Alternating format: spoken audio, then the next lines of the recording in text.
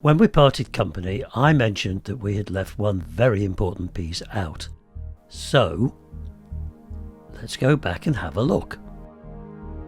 No peace on earth yet, before the dawn.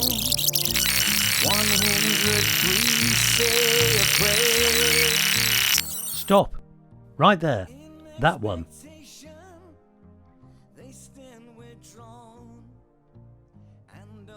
That is Barlow's Bridge at the start of the Pinxton Arm. And the Pinxton Arm is the bit that we haven't seen yet. So... Hello there, I'm Tim, my companion is Ruby, and together we are the Owl. Okay, so this really is the last Cromford Canal video and the 6th in the trilogy. Come with us as we follow the route of the Pinxton Arm starting from Barlow's Bridge. On this fine summer's day, and with the rain dripping down my back, let us lead you through another bit of history and another great walk. This is all that's left of the start, and you'd be forgiven for missing it. But for the next 3 miles, Ruby and I will attempt to show you all of its interesting wonders.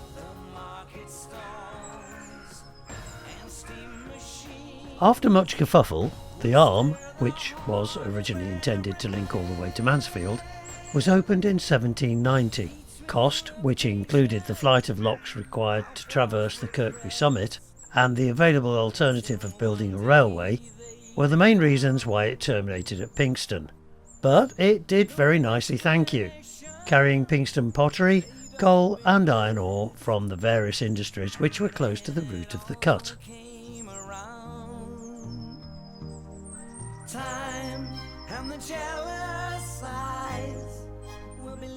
The houses at Ironville were built from the ironworks slag, predominantly to house the workers from the Butterley works, which was the main heavy industry that dominated the area at the time.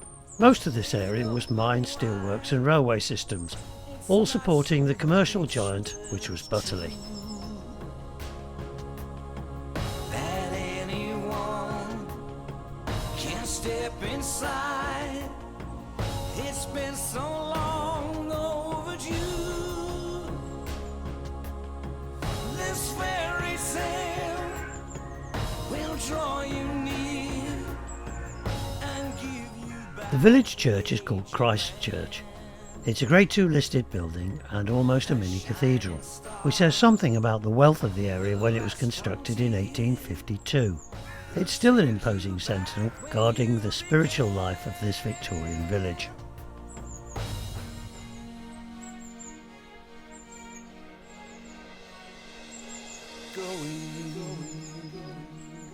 Somewhere I'll keep waiting. This railway was once one of a myriad of tracks which crisscrossed the area. This one being the Midland Railway standard gauge line which linked Ambergate to Pye Bridge. To the left, the east, is a junction with the Midland Railway's Erewash Valley line. This is a part of the Ambergate and Pye Bridge line which now plays home to the Midland Railway Butterley Preservation Group.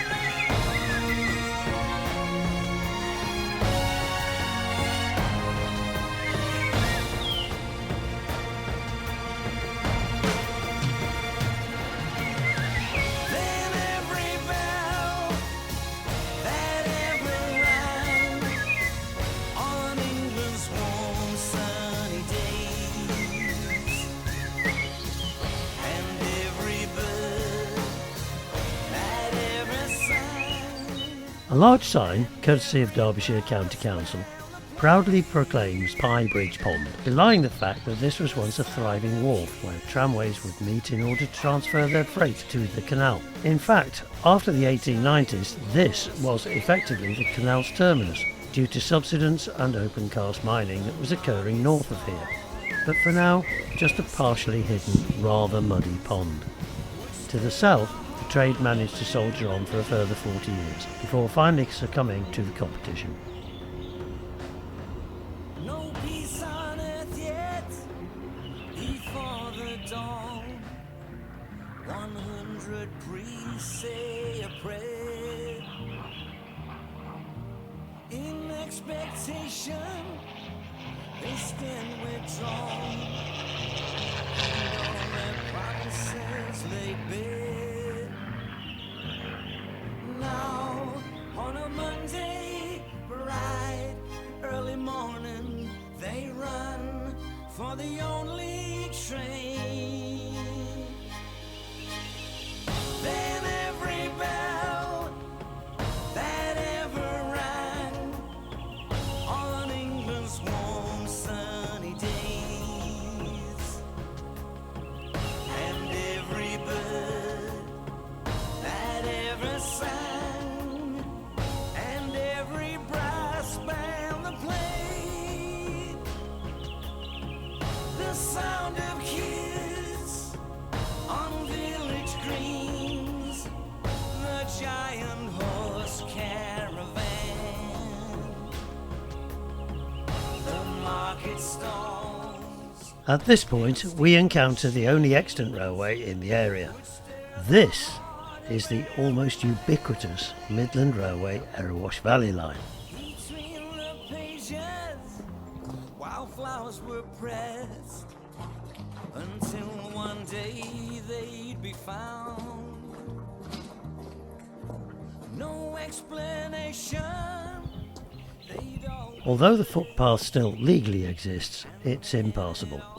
So here we have to divert to the left and follow to one side of where the canal used to be, destroyed by the no longer present Smotherfly open cast mine. Running from Long Eaton to Clay Cross, the railway was built in 2 stages, and a section of it more or less covered the route of the canal, which made for a death blow to the waterboard trade. So, from the moment it opened in 1861, the writing was on the wall, as vastly bigger loads could be carried at more than 10 times the speed by the railway.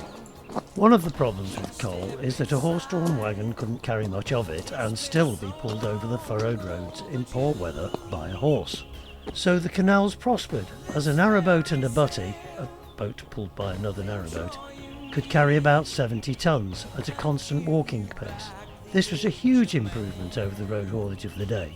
The railways increased that by many folds, and over time sounded the death knell of the inland waterways as a major commercial transport option. take you back where you began.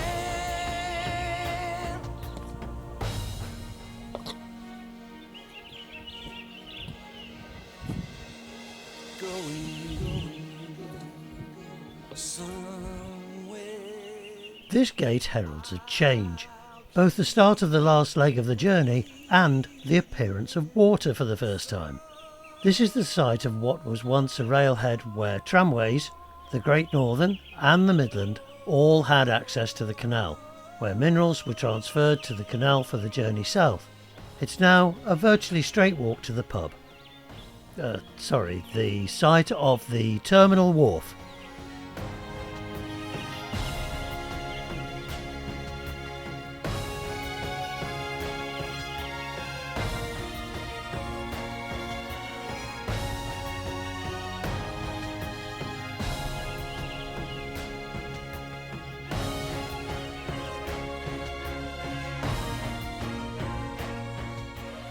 While this sign may well announce that we have reached our destination, the wharf and any trace of it is now long gone. Broadened out and developed into a fishing pit and an excellent dog park, it continues to live and serve into the 21st century.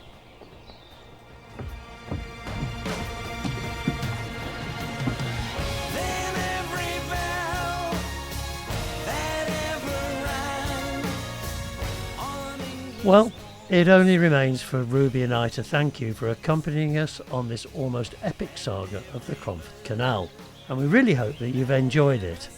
We now have to find a new project, so we will bid you all a very good day.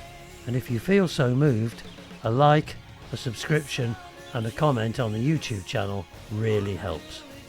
Until then, have fun people, and take care.